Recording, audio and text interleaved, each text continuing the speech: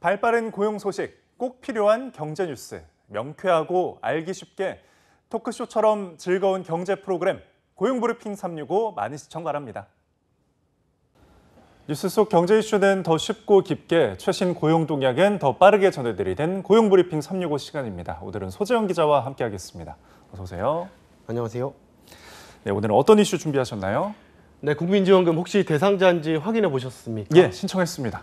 실제로 내가 지급 대상자인지 확인해 보려면 신용카드사 홈페이지나 모바일 앱, 콜센터, 건강보험공단 홈페이지 등에서 조회할 수가 있는데요. 신청은 지난 금요일까지는 출생연도 끝자리에 따라서 요일제로 시행됐고요. 이번 주부터는 누구나 신청할 수 있는데 지급 대상에서 제외된 가구의 불만도 속속 터져나오고 있습니다. 이슈픽에서 한번 짚어보겠습니다. 네, 소위 잘 버는 사람은 이 지급 대상에서 제외가 됐는데 그 기준, 건강보험료죠?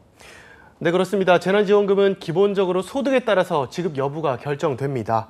하지만 구체적인 기준은 가장 최근 소득 수준을 반영한 6월 건강보험료 본인 부담금의 가구별 합산액으로 정합니다. 외벌이 가구의 건보료 기준은 2인 가구는 20만 원, 3인 가구는 25만 원, 4인 가구는 31만 원 이하면 국민지원금을 받고요. 맞벌이 가구는 외벌이 기준의 가구원 수를 한 명 더해 산정됩니다.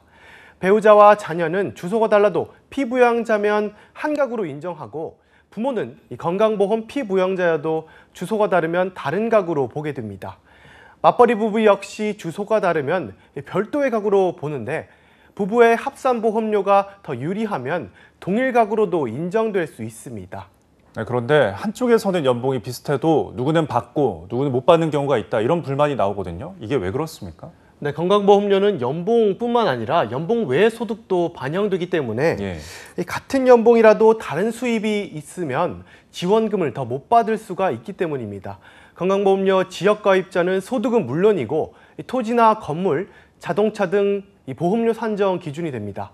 건강보험료 기준을 충족해도 가구원의 지난해 기준 재산세 과표 합계가 9억 원을 넘었거나 지난해 금융소득 합계가 2천만 원을 넘었다면 지원금 대상에서 제외됩니다. 따라서 처음에는 지원금을 받는 줄 알았다가 아니라는 사실을 알고 실망한 사람들이 나오기도 했습니다. 네, 그런데도 정부가 소득 수준을 건강보험료로 기준점을 정한 건 다 나름의 이유가 있지 않을까요? 맞습니다. 현실을 반영해서 좀 더 정확하게 지원금을 지급하려면 국민소득조사를 해야 합니다. 시급성이 생명인 재난지원금의 속성상 사실상 그건 불가능하다고 볼 수가 있습니다.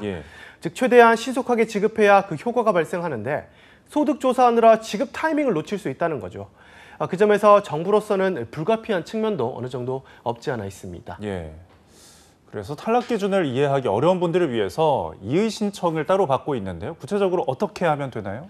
네, 11월 12일까지 국민신문고 홈페이지를 통하거나 주민센터에 방문해서 하면 됩니다. 신청서를 작성하고 소득 금액 증명 또는 사실 증명 등 증빙 서류를 접수하는 방식이고 결과는 작성한 곳에서 바로 확인할 수 있습니다. 네, 그럼 이의 신청하는 경우 혼인이나 소득 감소 같은 사례들인가요? 주로 어떤 것들이 있나요?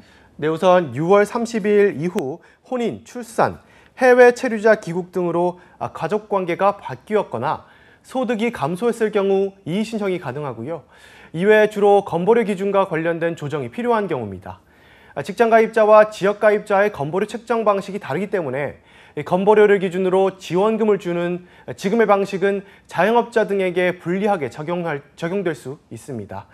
직장가입자는 보수에 따라 회사와 나눠서 건보료를 내고 지역가입자는 소득과 재산 그리고 자동차를 기준으로 산정해 전액을 본인 부담하죠. 또 지역가입자는 2019년 종합소득을 기준으로 해서 코로나19로 인한 피해가 반영되지 않았을 가능성이 높다는 지적도 나옵니다. 네, 그리고 국민지원금을 어디다 쓸 수 있느냐, 이것을 놓고도 혼선이 좀 있던데요. 네, 백화점과 대형 마트, 대기업 직영 매장 등에선 재난지원금을 쓸 수가 없습니다. 즉 프랜차이즈 카페 중에서도 스타벅스 같은 본사 직영은 안 되고 가맹점 형태의 카페에선 결제할 수 있습니다. 네이버 지도나 카카오 지도 등에서도 사용처를 확인할 수가 있고 그래도 불안하다면 직접 전화 걸어서 확인하시면 됩니다. 가장 큰 논란은 배달 앱에서 된다, 안 된다. 혹시 어떻게 알고 계십니까?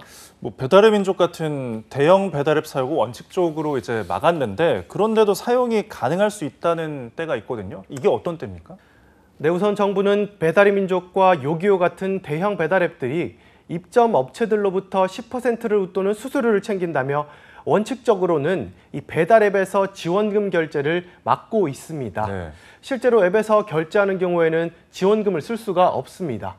그런데 앱에서 주문할 때 만나서 결제하기를 선택하시면 지원금을 사용할 수가 있습니다. 네. 배달원이 카드 결제 단말기를 들고 와서 결제하는 건데 이게 식당 자체 단말기거나 배달 대행사 단말기거든요.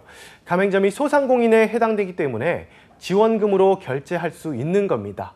정부는 배달 특급, 배달의 명수 같은 공공 배달앱 사용을 장려했습니다. 여기서는 기본적으로 모두 사용이 가능합니다. 네. 사실 같은 프랜차이즈 업체인데 어디서는 되고 어디서는 안 된다는 이야기도 나오고 있거든요. 이건 뭐 때문에 그런가요? 네, 정부는 지원금을 지역사랑 상품권 가맹점포에도 쓸 수 있게 했습니다. 이 기준에 따르면 프랜차이즈 업체의 경우 가맹점만 해당하고 직영점은 해당하지가 않습니다. 그래서 같은 햄버거 업체라도 매장 형태에 따라서 지원금을 쓸 수도 있고 못 쓸 수도 있는 것이죠. 네, 오늘의 한컷 이슈는 어떤 소식인가요? 네, 국민지원금을 더 쉽고 편하게 쓰고 싶다면 국민비서를 이용해보면 어떨까요?